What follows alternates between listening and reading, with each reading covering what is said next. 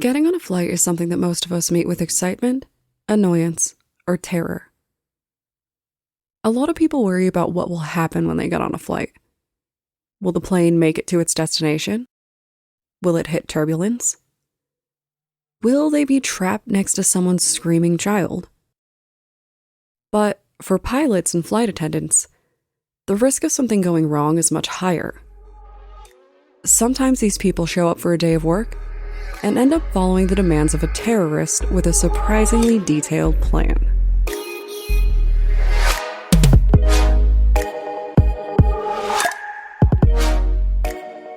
My name is Brienne, and I'm the host and creator of Among the Dirt and Trees, a show where we explore true crime cases that occur out in nature.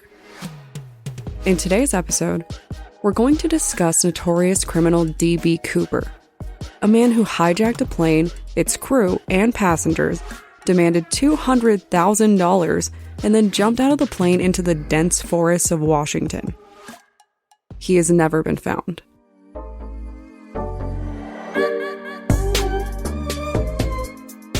Today, I'm going to do something that feels like I'm breaking a true crime podcast law, even though I'm not technically wrong. It seems like in true crime we focus so heavily on murders, missing persons cases, and abductions. And while I'm totally good with that, sometimes it feels like we forget that true crime covers all crime. So, we're going to discuss a very different kind of abduction today. No child was scooped off the street. A woman wasn't followed home. No, this high-profile case covers an objectively more extreme version of abduction: air piracy. And it ends in one big mystery that has people digging in riverbanks in the Washington wilderness.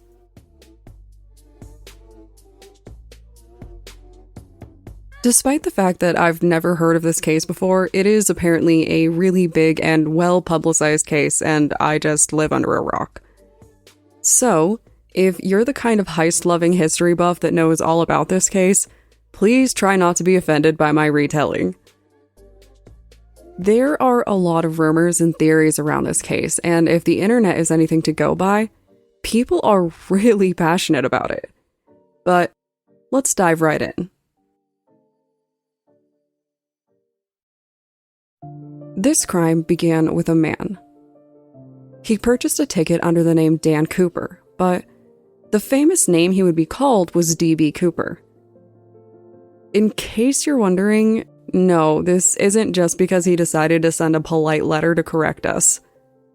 Apparently the name change comes from a case of bad reporting, but the damage was done and so it stuck. The year was 1971, and it was November 24th, the day before Thanksgiving. Plenty of people travel for the holidays, but on this day, one passenger was not just traveling to see family. He wasn't traveling for work or for a vacation. No, this man was traveling with intent. Dressed in a classic business suit with a simple black tie, the man was traveling light. Just a briefcase and what appeared to be a bag of lunch. The flight took off, and because this was the 70s, he was said to have been smoking and drinking, and that was totally fine. Apparently, the rumor was that he ordered a bourbon and 7-Up, which seems like a pretty strange combination to me, but it was pointed out to me that that is pretty much a 7 and 7, so everyone, please go try this and report back. I'm going to try it myself tonight, so you can expect to hear about that in the next episode. But while he was sipping his drink, this criminal did something alarming. He slipped the flight attendant a note. I have to assume that she probably expected a phone number or something, but that was not the case. Instead, the note told her that he had a bomb, and it instructed her to sit by him. Which she did, because bomb. When she sat down, he had her write out his list of demands, which she was supposed to deliver to the pilot. For added flourish, he subtly opened his briefcase to reveal that it was full of wires and batteries, so it definitely had bomb vibes, but obviously there was no confirmation on whether or not it was actually real. Cooper asked for multiple parachutes and $200,000 US. Despite her shock, the flight attendant actually asked him why he was doing it, and he told her that he had a grudge. The nature of this grudge is unknown, but he did confirm that it wasn't against the airline itself. So, the flight crew had to figure out what to do and how they could meet his demands. And while they did this, they had to do everything they could not to alert the passengers, lest people freak out and cause them all to get blown up with a briefcase bomb. At some point, he decided to change up the plan. He asked them to give him 4 parachutes, food, and to stop and refuel the plane. This was where they were supposed to deliver his money, at the airport while they were refueling. At this point, Cooper took one of the female members of the flight crew as a captive to ensure that nobody did anything stupid. And they did all of this, also allowing all of the passengers and a couple of flight attendants to get off. Something that broke my mind was the fact that these people literally landed before they learned that their flight had even been hijacked. So, now, Cooper was in the next phase of his plan.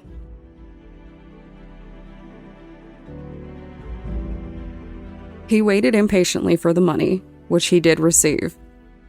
Then, he wanted the crew to take him to Mexico, but not in a normal flight pattern.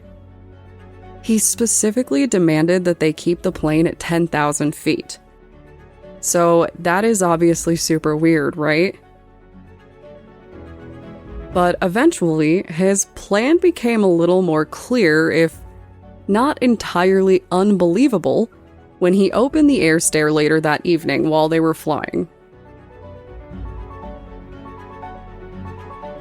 So he opened the air stair, which is one of those fancy staircases that open up to the outside world. He then told the flight crew that he didn't need them anymore, and that's really scary to me. But Cooper stopped responding entirely, even as the crew made the decision to land. When they finally made it to Vegas, they realized a startling truth. The stairs were open, and Cooper was gone. So, that's pretty wild, right? In this case, it was the literal wild, because it is believed that Cooper jumped straight into the Washington wilderness, where he promptly disappeared from the planet. For obvious reasons, this case absolutely baffled police. Here was this man who not only had the audacity to hijack a plane, but also to stop it somewhere, send it back into the air, and then spontaneously leap out of it at his convenience. I feel like if I received this report, especially a day before a holiday, I would totally think that somebody was pulling a prank on me. But it was real, so the next step was to try and find him.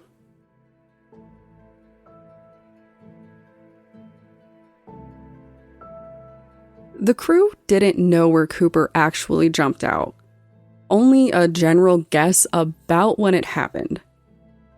So, police began scouring where they believed that he was, but there was one huge problem. Not only did they fail to find Cooper or any evidence of him, they also had no idea what his plan actually was. From what I can see, online people are in 3 camps about this. Some people believe that Cooper knew the wilderness well and had supplies nearby so that he could just disappear into the woods and live out there while he waited for the media attention to die down. Others believe that he was just using the wilderness to stash the cash and likely made a quick escape after that, planning to go back later on. Then, there are the people who believe that he had a distinct plan to make his getaway. They think he either had a car nearby or possibly had help to make his escape.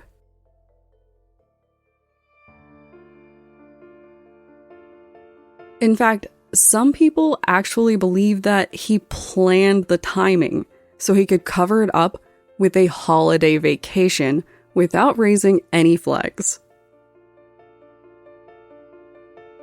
Of course, there are people who believe that he crashed and died, but I think those people lack imagination, because what a lame ending to an otherwise unbelievable story. The point is that this guy literally vanished from the world, and we have no way of knowing what happened to him. We never even found the location where he landed, we just have guesses. Basically sounds like there must have been a second plane hovering nearby to carry him out or something, because he just disappeared. This crime shook the nation, and it's the exact kind of story that Hollywood loves. Like Philip Ashton's tale, this story is just larger than life. Like, it can't be true, but it is, and there are several witnesses. Despite countless days of search efforts being conducted by the FBI, nothing was found that would help them out. In fact, 9 full years would go by before they even received an inkling of what might have happened with this guy, and the clue that they did find really didn't help.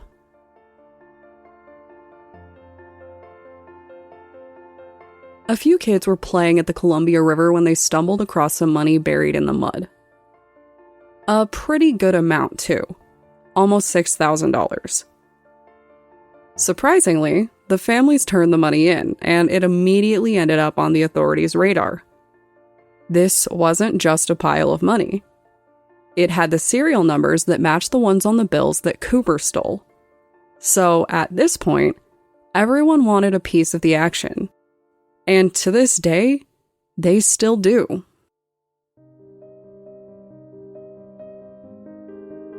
Countless people have speculated about where Cooper landed, and where the remaining money might be buried, but even this is rife with controversy.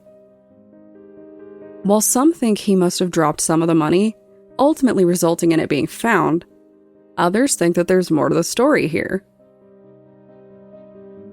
Some take this as an indication that he might have buried all of the money, but a lot of people believe that he actually planted that money, possibly all those years later. Maybe he did it sometime around when he stole the money, or maybe he waited, hoping to confuse investigators further.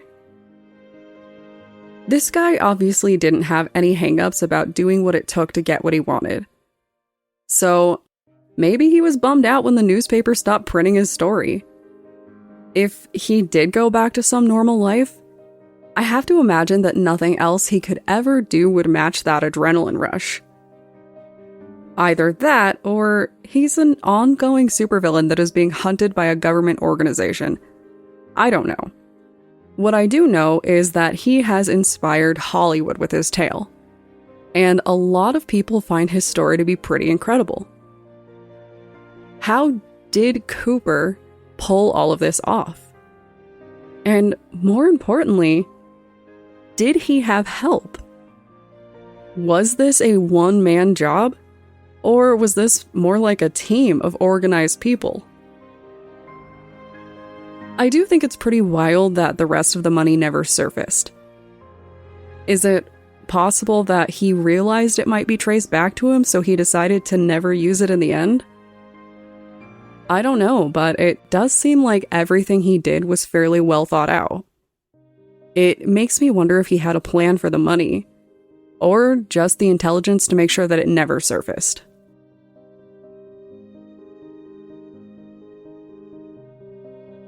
A lot of the debates online seem to focus on the decisions that he made, and there seems to be a lot of confusion regarding the actual intelligence of his decisions. I see a lot of the split being linked to whether people view him as a genius criminal mastermind or just a criminal who shouldn't be glorified. And I think that's a pretty understandable split. This case kind of reminded me of that Harry Potter scene where Dumbledore makes his escape, and Kingsley says, "Well, you may not like him, Minister, but you can't deny, Dumbledore's got style." But the thing was, D.B. Cooper was not the only guy to hijack a plane at this point in time. Maybe the only one wearing a suit, and with such a bizarre exit, but it did happen. It was honestly fairly common. So common that the money they gave him was flagged purely because they were prepared for someone to do it again. The government and banks had actual strategies in place for this. So let's explore Cooper's strategy and what it might tell us about him.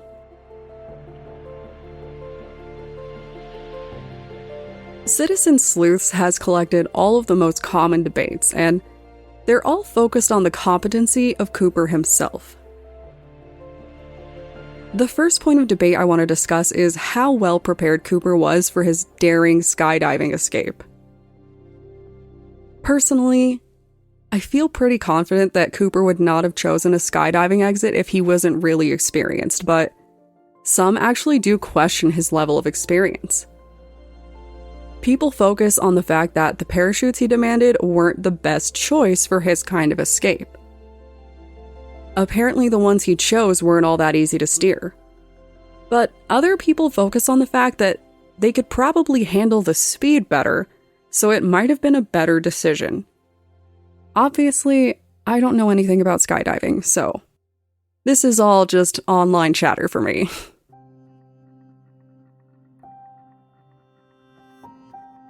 People also point out that he clearly knew how to do it, but experienced skydivers said he could probably make that jump with some success after a handful of practice jumps. And all of this is hinging on the idea that he managed to successfully land at all. It's completely possible that he plummeted to the ground and died, but it seems unlikely given the fact that a body was never found. Of course, that's not entirely true. While police were searching for Cooper, 2 bodies were found, just not his. The next huge debate is whether he actually knew where he was going or not. People point out that he was able to identify a city from the sky while on the plane, so this is a strong indication that he was used to seeing the world from a bird's eye view. But did he know it well enough to jump into the dark forest below? Did he know it well enough to ensure that he wouldn't crash into trees or something? Well enough to know how to get out of the area quickly or survive out in the wilderness for a while? It would be pretty incredible if he could actually plan his landing at a specific location where the next phase of his plan was just waiting to start, but then we have to consider what would happen if he was wrong. Is it possible that he jumped out in a completely different part of the wilderness than we think? Could he have died out there because he couldn't get what he needed? Again, no one is even completely certain where he jumped out, and no one would have been able to see him descending from the sky in the dark. But there is an entire other layer to the location debate. If he really did know the area, was he a local?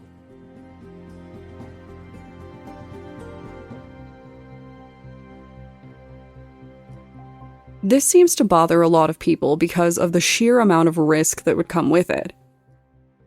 If anyone managed to get a drawing or photo of him, he would be at risk of being found out, especially with the skydiving detail. Even today, there aren't an overwhelming number of people who know how to skydive, much less well enough to make a solo jump like this. So much of this comes down to whether Cooper deliberately chose these actions or if he was just winging it and hoping for the best.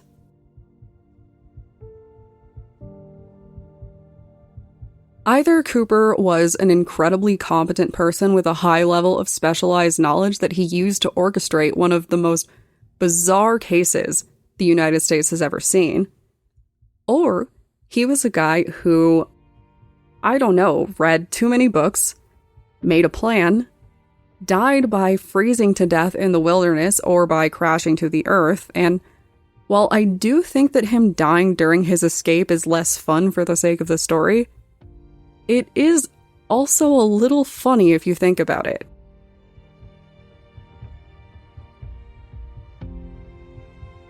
Obviously not because he died, but because if he did fail, and he did die in those woods after burying the money, it's a little funny that society and the media went on to claim him as one of the most notorious mastermind criminals. There are movies made about this guy and his story. People really do think he pulled off some kind of wild air hijacking heist, and if he actually died in the process, all of the passionate debates and wild theories just go right out the window.